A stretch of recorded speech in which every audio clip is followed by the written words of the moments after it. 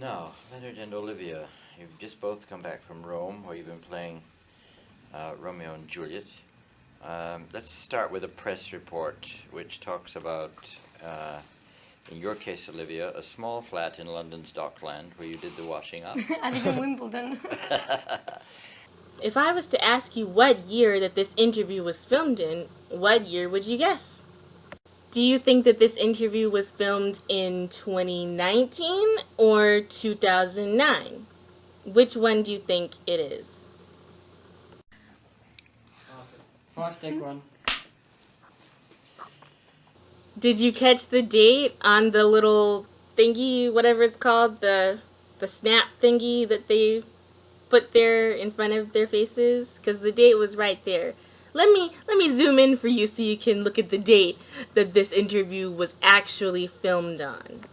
Actually, I can't zoom in because I'm editing this currently on Windows Movie Maker because I'm too broke to get a nice editor that I can actually zoom stuff in on. So you're going to have to just zoom in with your own eyeballs and look at the date on the little whatever it's called, clicky thing, snappy thing, I don't know, whatever it's called. First, take one. Did you see the date? Did you see it? If you couldn't see it, pause the video and then look closely, because at the very bottom of the snappy thing, you can see that the date that this interview was filmed on was actually 10/25/1967. Not 2019, not 2009. I know I kind of tricked you there, but when I first saw this video, I legit thought it was a modern day interview until I started watching it and I realized that it was actually the 60s.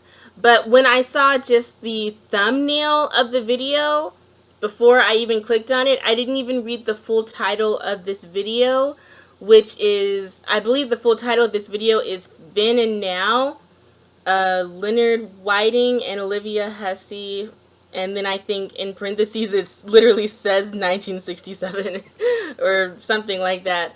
But this is actually, these two people in this interview are both actors, and they were doing this interview around the time that Romeo and Juliet, the movie from 1960, I don't know exactly what year it was released, but it was from the 1960s version of Romeo and Juliet that they were both in. And I saw just the thumbnail of this video, and I really thought that this was just a modern day interview. Like, I did not realize that this interview was from the 60s. And if you go down in the comments section of this interview, you'll see that, like, a lot of other people thought that this interview was filmed, like, in 2019.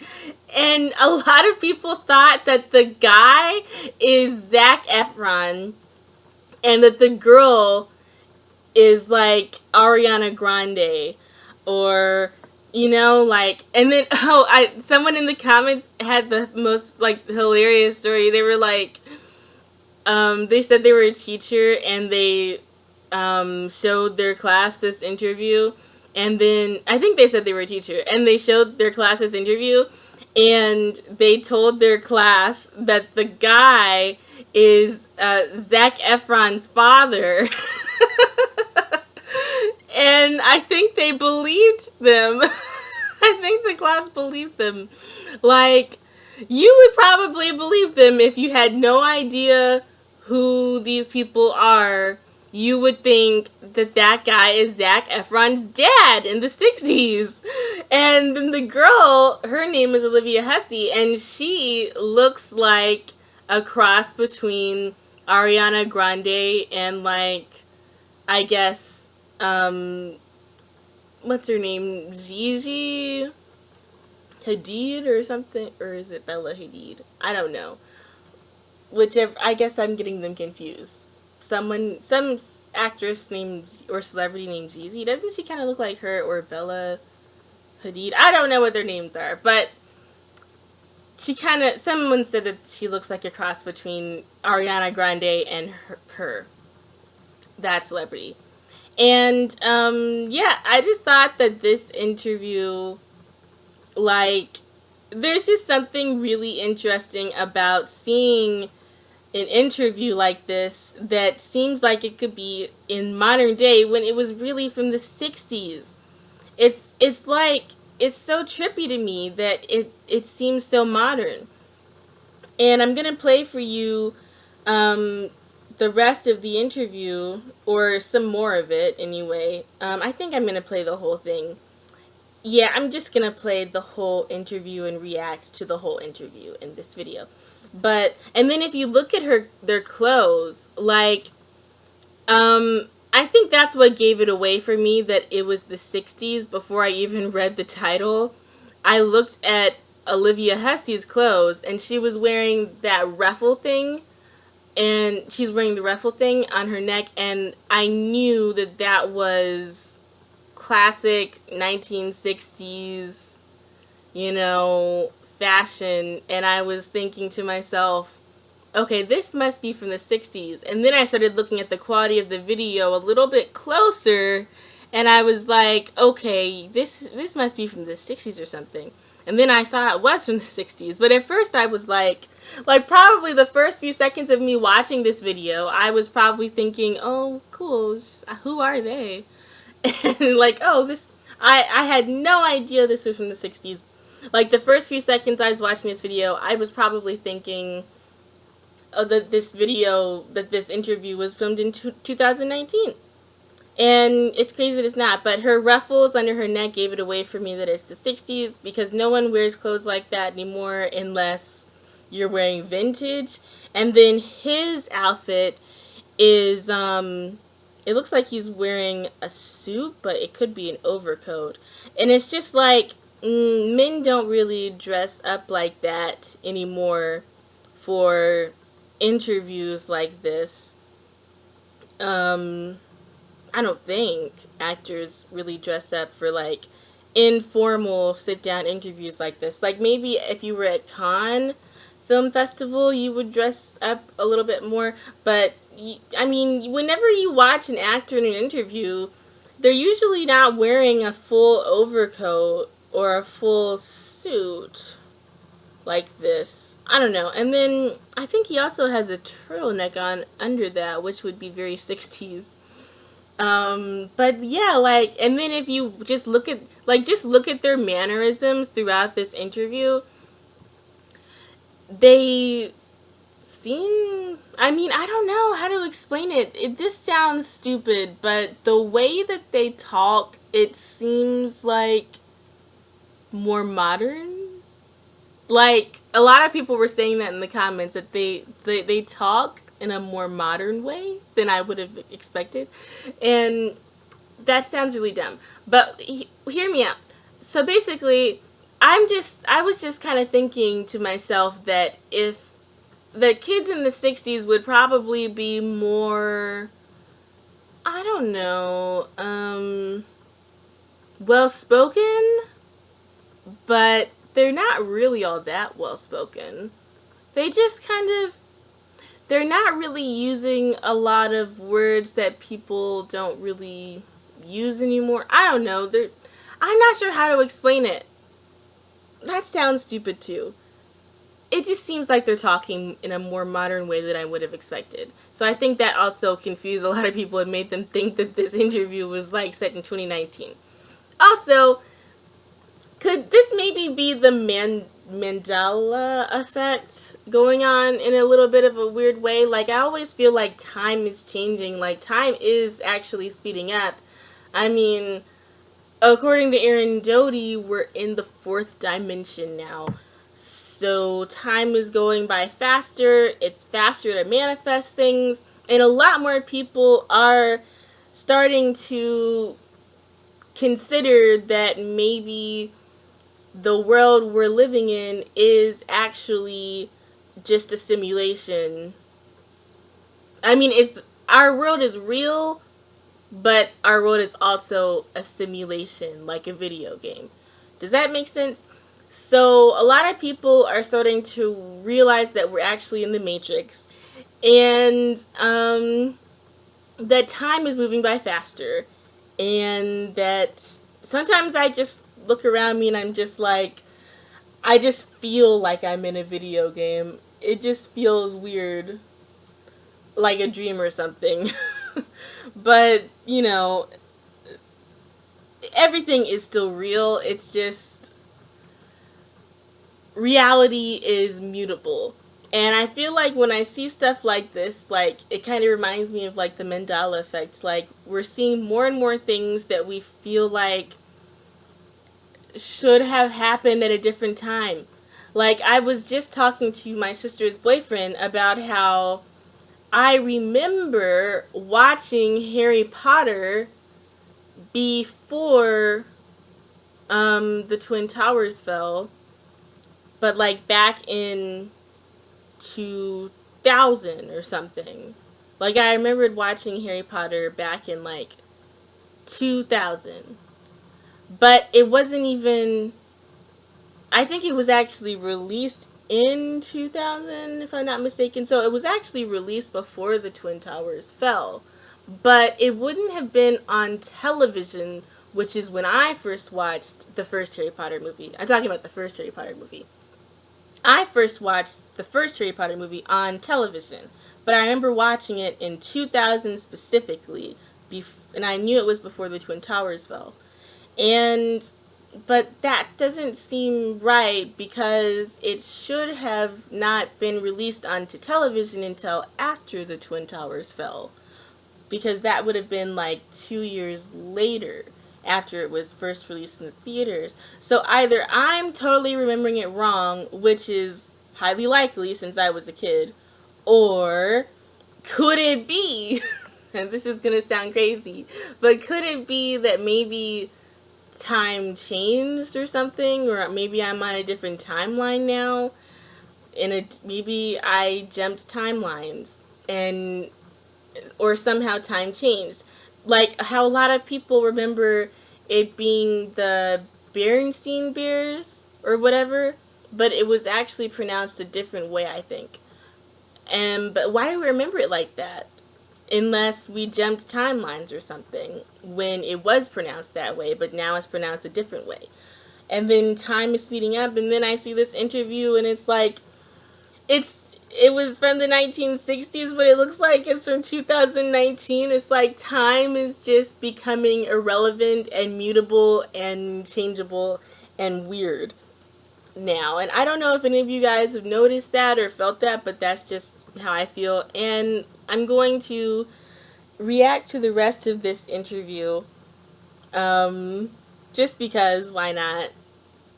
Well, I'm going to react to the rest of this interview because I really loved watching this interview, and there's just something magical to me about watching things that were filmed in the past and just imagining what it would have been like to live back then.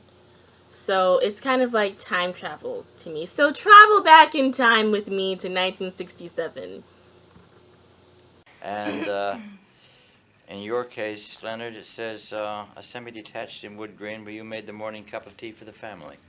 The house bits are right, but I didn't make the cup of tea for the family. You didn't make the cup of tea for the family. It says that you, Olivia, are 15. Yes. That's true. Yes. And you're 16. 17. 17. So much for the press. We're off. So something that I'd like to point out is the boy is 17 and the girl is only 15, and if you look at her hand, she is drinking alcohol, and he also drinks the alcohol with her. He even takes a sip from her cup. Actually, fun fact, and you'll probably be able to kind of tell this throughout the video, but apparently they were both secretly dating at the time that this interview was filmed. So, if you just look at all the secret romantic looks that they give each other, which are completely obvious, you can tell that they're dating. But I guess they didn't want everyone to be writing about it and publicizing it at the time. So, I guess they kept it a secret. But yeah, they were dating, and she was drinking alcohol, and she also smokes. So here is the difference between modern day and 1967. In 1967, England, I'm probably in America too, you could drink alcohol at 15, and apparently you could smoke at 15. But the interviewer does later mention that she seems really young to be smoking, and that is not really good for her. But, so see, people back then knew that smoking could cause cancer, but they just didn't really, I guess they just didn't really realize how likely smoking would cause cancer, because it is extraordinarily likely that you're going to get cancer from smoking, but I don't think they realized how big the risk was back then. So everyone smoked back then, including kids, and everyone drank back then, including kids. So smoking is not healthy for you. But let's continue the video. Now then, in terms of, let's start with, one of the things they always like to do is talk about unknowns and people who haven't worked always getting big parts. Let's start with Leonard on this one, and just give me a rundown on your working history as an actor. I started off as the Artful Dodger in Oliver when I was 12 and a half, 13. I played the part for 15 months. I've done a couple of televisions, made a not very good film, and, well, yeah, it was okay. And I was in Love for Love at the National Theatre, and then I did this. Okay, so he started working as an actor at 12 and a half? Wow, that's so young. And then, like, working for 15 months in a play and in Oliver. I mean, can you imagine remembering all those Charles Dickens lines at 12?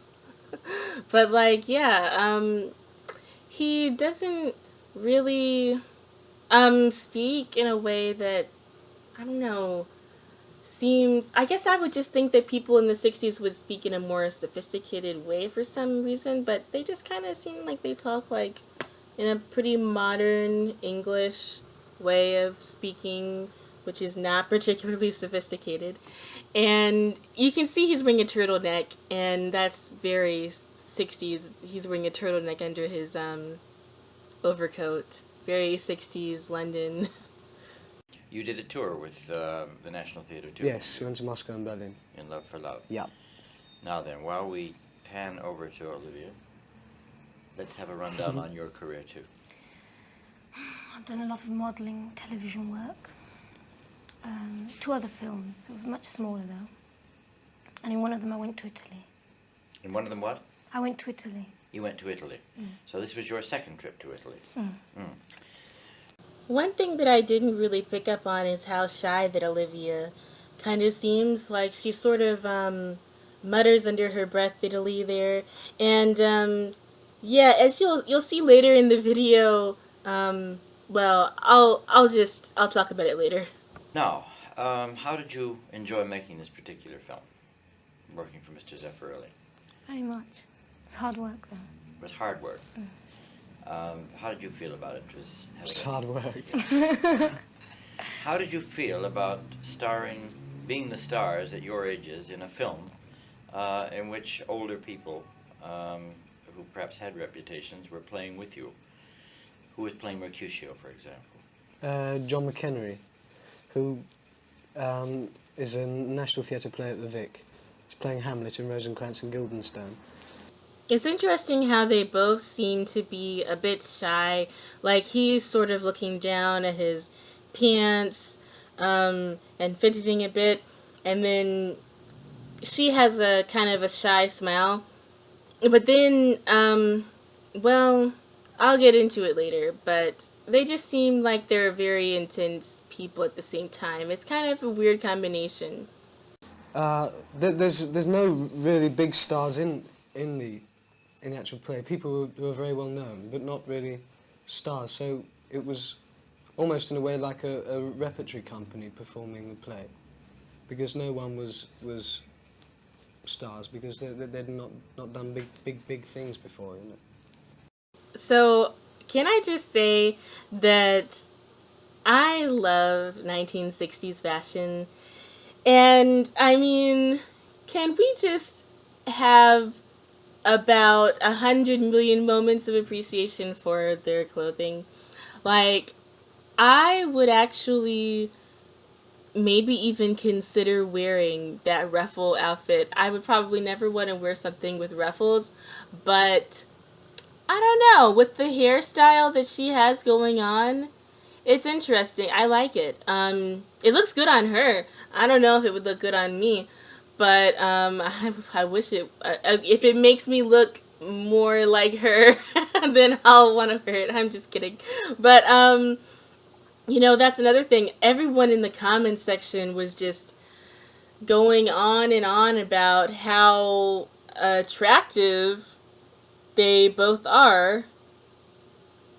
I mean, there's not a lot of people that look like them, so, but I guess that's why they're movie stars. Someone in the comment section also pointed out that their fashion seems like it could pass for 2019 fashion, because we're kind of in a weird place fashion-wise, in my opinion. Like, ever since the 2010s, I feel like we've been in kind of a weird place as far as fashion goes. And by weird, I just mean anything goes. Like, back in the 60s, everyone dressed like the 60s. You know, you had certain silhouettes that were common. Everyone sort of kind of had the same look and hair going on. Same with the 50s, with the 40s, with the 30s, 20s, every single decade before then, and you know, same with the 70s, 80s, and 90s, and early 2000s. There was a look of that decade. But now we don't really have our look. We don't have a 2010s look. And I don't think we're going to have a 2000, I don't even know how are we going to say this next decade? The 2020s? We don't even, we're probably not going to ever have a 2020s look. You know, it's just anything goes. There's lots of people who wear vintage clothes now, and they could, and you know, that's why I think someone in the comment section was saying that their clothes could, you know, pass for 2019 clothes, because I could see Ariana Grande wearing Olivia Hussey's outfit, and I could even see, not Zac Efron, but I could see, oh my gosh, what is his name? The guy, Harry Styles. I could see Harry Styles wearing Leonard Whiting's clothes there. Like, I could see them going on the red carpet. Someone in the comment section was saying that they thought this interview was actually Zac Efron and oh my gosh, I'm drawing a blank. What's her name? The girl. Well, they thought that this was an interview from the new Ted Bundy movie on Netflix, and it does kind of look like. I mean, that movie was set in around the same time, so you know. But basically, their clothes could pass for modern day. There are people in 2019 who wear vintage clothes that are inspired by the 60s, or you know, but the thing is, modern fashion is just kind of like all over the place. It's like, you know, you have people wearing clothes that are like 60s look, 70s, 80s is pretty big, always has been for years now. I mean, but we don't have any real fashion identity as a society that we all kind of are going for. And there's nothing wrong with that. I like that, actually. I love that. I love that we don't really have, like, a look. It's just a bunch, like, nowadays, fashion is just a bunch of different people dressing however they want, like, and it's kind of nice that we have all these previous decades to look back on, so, you know, I can go for a 60s look one day, and then tomorrow I could go for an 80s look. Or the next day after that I could go for a 1920s look, and it would all work for modern fashion as long as it looks cute. It works. Now, is this a way that Zephyr really, in a sense, likes to work? Is he helpful as a director in this way? I'll ask this one of you, Olivia. Very. He goes over the part with you, and he won't accept second best. It has to be the best you can give. And that means a lot of takes? Sometimes, depends. You, I guess what I've been trying to say this whole time is that when you see them laughing, like how they were just laughing there, they seem silly, you know? They seem silly. They seem like kids. And I guess I just was thinking that kids back in the 60s would never really be as silly as they kind of seem to be back then. But apparently kids were the same back then as they were now, pretty much. I mean, they would be silly and joke around and laugh. And it's kind of funny to watch these kids just totally get away with underage drinking. They are so obviously drunk throughout this whole interview. And no one thought anything of it back then, which is crazy. Because nowadays, they would be arrested and someone would tell them, "You're too young to be drinking." You said, Yeah. can you remember the most number of takes you had to do on a scene? 24. 24 takes on one Yes. scene. It wasn't my fault. The lights kept on going out and things. Excuses. But this is a lot of takes. There's one scene we had to reshoot 4 times. Myself and somebody else, Bruce Robinson, that played Benvolio, and we had to do it 4 times. We did it once in Gubbio, once in Pienza, and twice in Cinecittà. The same scene. Yes. Okay, like, that's a lot of takes. But at least he didn't have to work with Stanley Kubrick, because that crazy mofo would make you do, like, 50, 60, 80 takes. He was such a perfectionist. And, yeah, I mean, I have to give people props. Like, actors, I feel like actors don't get enough credit. They work so hard. Like, you could be on the set for 13, 14 hours. And, you know, then have to do it again the next day for months. And back then, especially, they really worked actors hard because there just weren't as many, like, health and safety precautions. And, you know, just, like, what's fair wasn't really, you know, a thing back then. You didn't really always get treated fairly as an actor. Back then, a lot of directors treated actors as less than human, especially the women. So I feel kind of bad for them a bit, but I guess, I mean, they seem like they're okay now. But I just imagine it was a really hard time. Also, you know, to be an actor. Also, I love how he talks, and I love how she talks. Like, it's not even just the English accent, it's the way they spoke. It's like, that's kind of the only difference I see with kids today and kids in the 60s. In England, anyway, it seems like they did talk with a more sophisticated tone of English speaking than a lot of English actors who were like the same age as them today. Does that make sense? I hope so. Let's keep watching. Fascinating. Did you? There's one of the papers reported that you have a nude scene together after the marriage. Is that That's true? a daily sketch today. Hmm. Yes. That's true. Did that bother you at all? Oh, God. I was dreading it from the auditions. I was dreading that scene. They did it gradually, though, and nobody was allowed to watch. We were talking this morning to Hayley Mills about this subject, and she said it doesn't really bother her because she doesn't like clothes anyway. If the part calls for it, why not? Do you have any feelings about it? I guess that was another actress who was just like, I don't care about clothes. I don't need them. So there were thoughts even in the 60s. Who knew? I'm just kidding. I'm not even trying to slut shame. I hate slut shaming, by the way. I'm just making a joke because I myself am a former huge slut. So, there's nothing wrong with being a slut, by the way. I was just making a joke. But, it's crazy that, Olivia at 15 had to do a nude scene.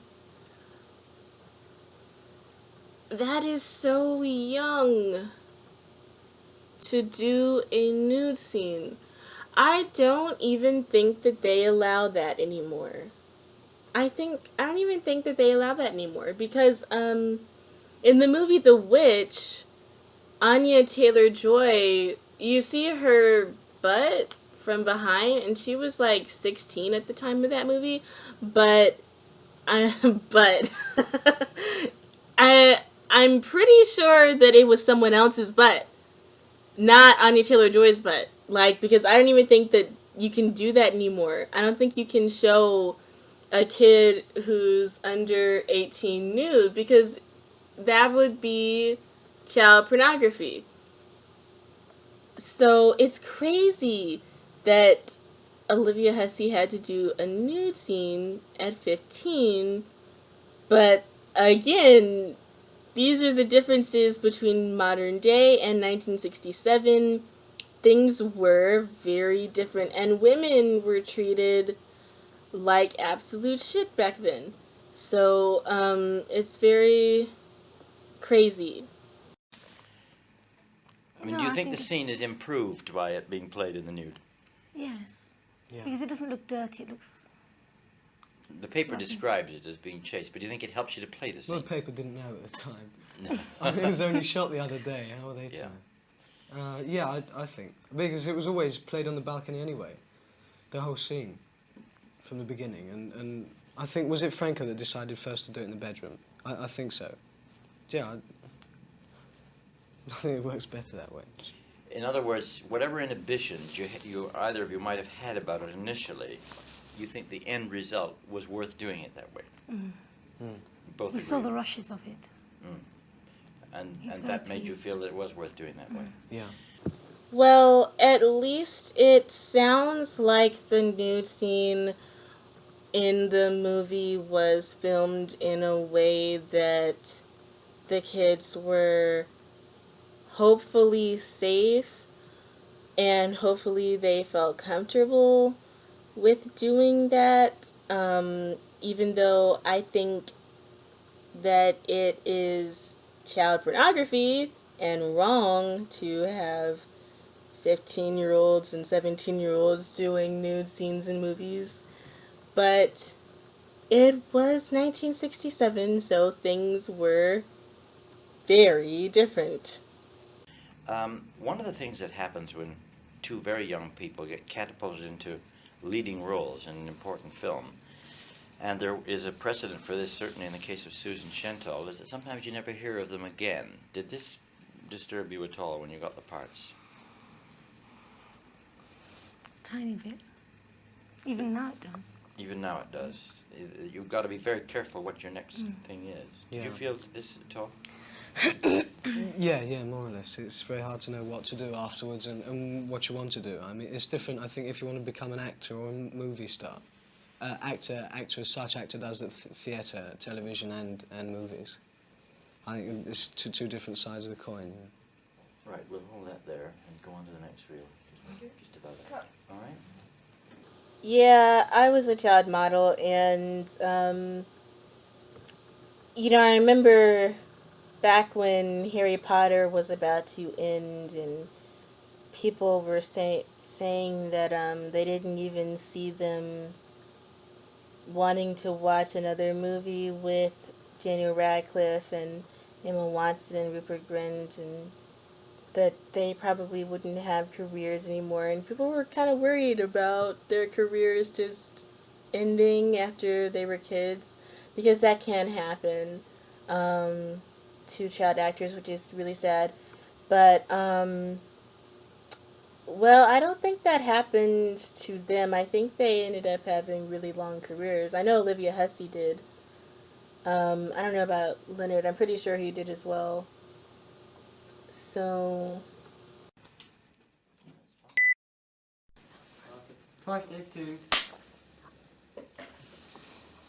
Judging by this rapport we have with you between takes, how did you get along? I mean, you didn't know each other before you went to do the film, did you? How did you get along initially? Those looks they just gave each other, they were dating. Pretty badly. Stop it. No, very well. You did? Did we? Yes, quite well. Did Fairly you have any problems at all with each other as far as worrying about who was getting the close-ups or any of that kind? No, not really. I mean, you can't in Romeo and Juliet because they're sort of written in such a way that, well, it's a play, Romeo and Juliet. They're cut in such a way. It's written. It's a play. It's Romeo and Juliet. He was so drunk. Oh my gosh, he was out of it. I think he was basically just trying to say that, I mean, it's Romeo and Juliet. The characters have about equal lines, so they're both equally the star of the play and therefore the movie, so there's no need to worry about close-ups. But he was so drunk. It was so funny. When you... That's a very good explanation, was it? Do you want to give me a better one? No. No? Okay. Nope. It wasn't a very good explanation at all, because you are so drunk. On to your next question, please. On to my next question. I want to go back to something you said about it depends in terms of your future, as to whether you want to be an actor or a film star or something. What do you want to be? Don't know yet. You don't know. Do you think you think want to an go on with actor. acting? Yeah, oh yes, of course. Naturally, I think movie stars are actors, but there's in jobs, I think there's a great difference. Olivia Hussey is just drinking and smoking at the same time at 15, and everyone is okay with it. Wow, I am shook. But I mean, let's not pretend that we didn't all drink when we were underage or smoke when we were underage, because we all did. There's a general tendency for people who get involved in films, especially if they become box office, to stay in films and not go back to the theater. You've had theater experience. Yes. Would you want to continue doing theater? Yes. Okay, this is what I wanted to bring up before. I was just waiting until I got to these parts, but they are so intense for a 15-year-old and a 17-year-old, don't you think? I mean, they are so intense. Like, the whole interview, Olivia is just staring at the interviewer like, with her high cheekbones. Gosh, she's got perfect bone structure. What the heck? I wish I had her bone structure. And she's just like, and he's like, just staring at the interviewer, like, with these intense looks. Like, I mean, that could be an actor thing. A lot of actors are really intense people. But I think it's more than that. I feel like that could be one of the other differences between kids in 1967 versus kids in 2019. I think kids back then were more intense, if we're going to judge by these two. Because I don't know any kids nowadays that are that intense. I mean, do you? Most kids are just, like, staring at their cell phone while they talk to you. They're not, like... You know? Want to keep going back and forth between the two? Yeah. What about you, Olivia? I'd like to do the same. But you haven't done any theatre yet, Yes, have 2 you? years. Oh, you did 2 years in where? In The Prime of Miss Jean Brodie. Ah, that's right. I'd forgotten about that. You were in the Prime of Miss Jean Brodie. You were in that for 2 years. So, you would like to do. Hey, did you not just catch that secretive, romantic look they just gave each other? They were just like...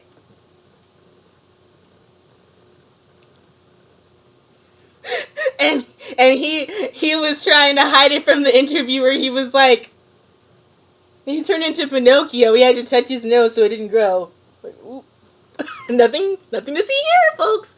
But yeah. Both as well. Yes. Now, somebody says that you've had an offer to appear in the West End together in a play. Is that true? Yes. Are you considering it? I don't really know. We haven't read the play yet. I don't think so because of the Paramount and filming and things, and doing the dubbing. You see, at the moment it's up to Paramount. Are you under option to them for another picture? Yes. You are. Yes. Do you think it's a good idea in terms of your separate careers to work together again or right away? In other words, if you become completely associated with one another at your ages, mightn't that again be a form of typing? Yes. Yeah. It's just like Romeo and Juliet. But instead of the Montagues and the Capulets separating them, it's their Hollywood career path trajectory that's separating them. The Hollywood system is separating these two from each other. Wow. Is that art imitating life, imitating art, or what? Probably. What do you think? What do you think about that? Nothing really. If I'm offered a good part and he's playing the opposite, I'd take it. If you're offered a good part and someone else is playing opposite, I'd take it. you take it. What about long-term contracts? How do you feel about them? Haven't had much to think about. We just signed them. Wait, what? They just sign contracts without even getting the choice about whether or not they want to sign the contract? What? Is that really how Hollywood, or I guess England was like back then? Which sounds stupid, but the advantage of the long-term contracts that we're on is that we can work 9 months out of the year anyway, so we're almost free, really. We do one film if they take the option up on us, which in 9 months out of the year is very good, isn't it? Yes, I would think so, yeah. I mean, this was something that, for example, that Sean Connery was supposed to be worried about being typed as Bond, but he had in his contract that he played another part in between every other, which allowed him to do something else. Isn't that crazy? This was back when Sean Connery was still alive. And not only was he alive, he was young and well. And damn, he was sexy. You know, my sister said that the only, really old guy she would go for was Sean Connery. Like, she said this back in the, I guess when he was, in his 80s or something, before he died. It was probably early 2000s. She was like, Sean Connery is a sexy old man.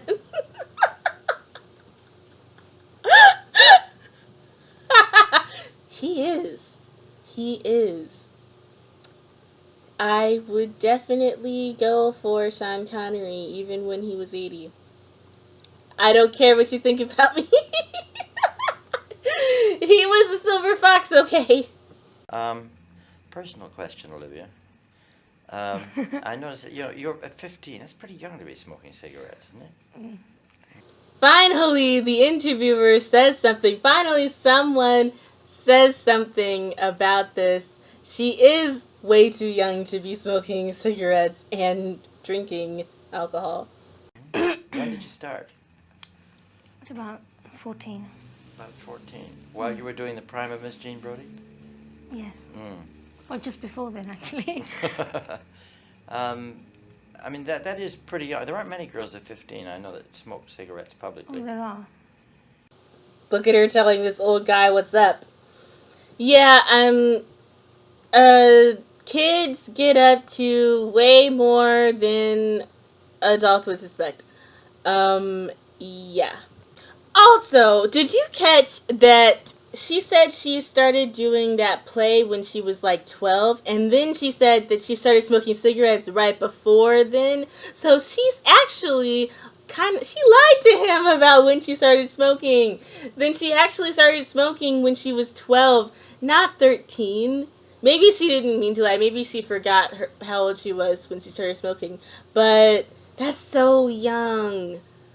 Oh, that is way too young to be smoking. And honestly, nobody should ever smoke anyway, because smoking gives you cancer. And what do your parents feel about that? Well, my mother says if she'll tell me to stop, I'll do it behind her back anyway, so... This is true. Teenagers do a lot behind their parents' backs. Yeah, it never works, you know. I tried that with my family, and they started smoking right away. Now, let's just, in terms of what you would both like to do in the future, what would you like to be your future for the next 3 years, say? A good one.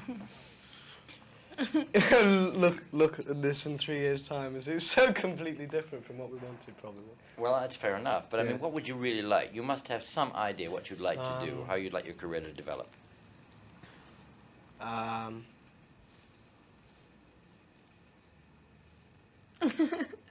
Theatre. Another longing look between these two. I'd like to do something good on stage and do another film with it as nice a part as I've just had. But in 3 years from now, you'll only be 20 and you'll only be 18. What sort of parts do you think you'll be playing at 18? I've no idea. Would Good you, ones, I hope. Would you like to be playing womanly parts as opposed to... I mean, this role is rather unique, and it's a child who becomes a woman, in a sense. Whereas Hayley Mills, at the age of 21, is still trying to beat the image of being a child. Do you want to see yourself developing into more mature roles I would like to. by the time you're 18? This kind of reminds me of how Natalie Wood had the same dilemma. She was always a child actress, and then she had to get people to see her as a woman. And she did that by playing in the movie Gypsy. Then nobody will believe you're 18. They'll think you're 25. This isn't going to apply, because you could pass, I would think, for 22 or 3 right now in a film, if you wanted to play a part, 22 or 23. I mean, how do you feel about it? Do you think you're going to be typed now as a 17-year-old becoming 18, 19, 20? No, I don't think going to do Romeo, the age I did, was very lucky because it was almost over the danger barrier of being cast as an adolescent. And when I was in Oliver, there was this problem. I'd always get put up for parts that were character parts, very young, 14 or 15. But sort of in the way that Juliet bridges the gap, so does Romeo in a way. So I think in playing the parts, we've halfway got over typecasting us as people with ages and people who are very young. So that you will be able to play older than yourselves from now on. I don't know. Younger, older. Younger or older. I wonder if they were able to escape from being typecast at all. Did you, were there any rehearsals for this play in terms of continuity? In other words, did you learn the thing as a play, or did you just take the lines on the day's shooting? We took the lines on the day shooting. You knew the play before. Well, I learned it before. So did I learn it I wasn't before. told to. You just thought it would be a good idea to know it all. Yes. But when I asked you a few minutes ago on a sound test to do a few lines, you said you couldn't remember them. No, well, I had to remember them then, because it just started shooting. Well, can you remember a bit of Wherefore Art Thou Romeo Now? Yes. Well, just do a bit for me. No. Why not? I don't This is mean an completely different. acting bit. I mean just the words, the reading. Not that bit. It's done so many times. Do Oh, for something. Do it goodness up. sake. She's just like, make up your minds. Do you want me to act it or speak it, and which part? All right, do another bit. Any bit.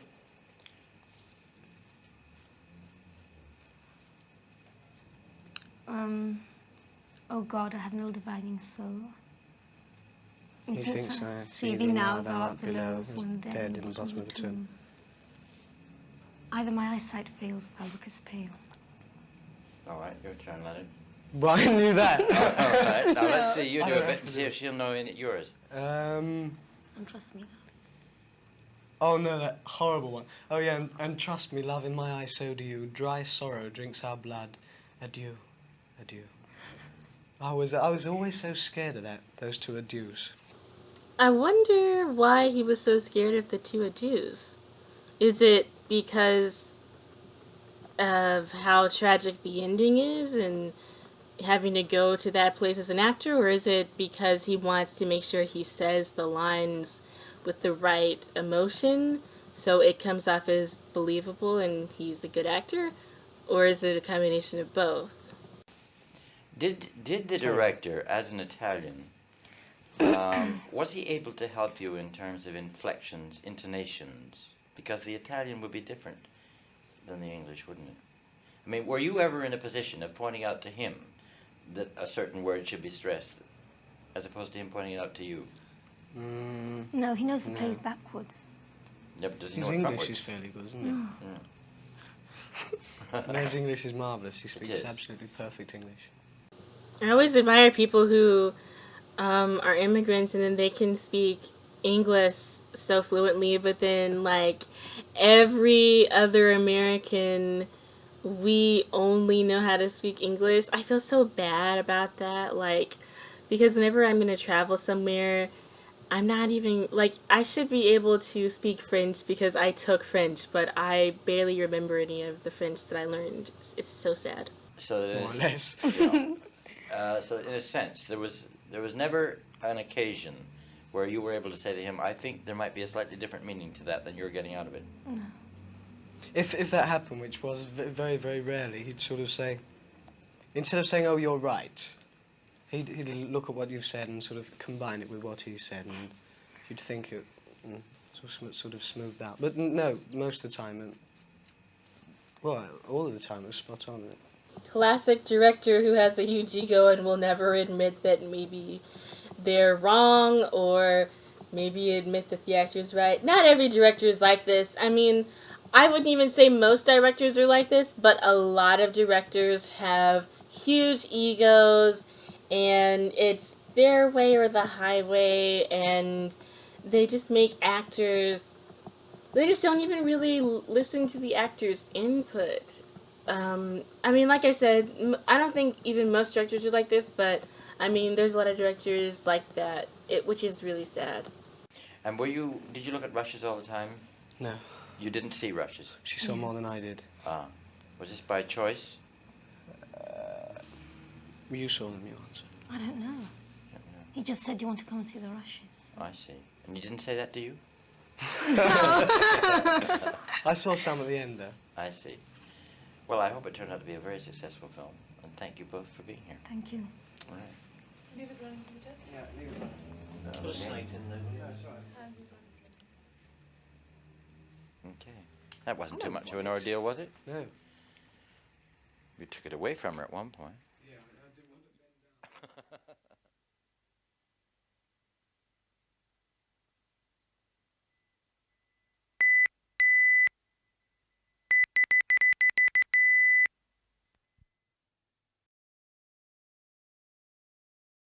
And then you can also tell that it is 1967 because of all of the flashes and scratches in the film and the lighting, just the quality of the film, and then also because it has that Technicolor look, and then also, you know, their clothes and stuff, obviously. But I thought that was a really interesting interview, and it's just crazy. It's just, I always feel like I'm traveling back in time when I watch stuff like this. And it's interesting for me to consider how kids nowadays might be different from kids back in 1967. So I hope that you guys enjoyed this video. This is one of my first commentary videos ever, and it's not a commentary video in the traditional sense. I guess most people, when they think of commentary, they probably think of like a drama kind of channel, but I'm not a drama channel, so I want to make commentary videos that are different from what anyone else is making, and I just want to talk about all kinds of different subjects.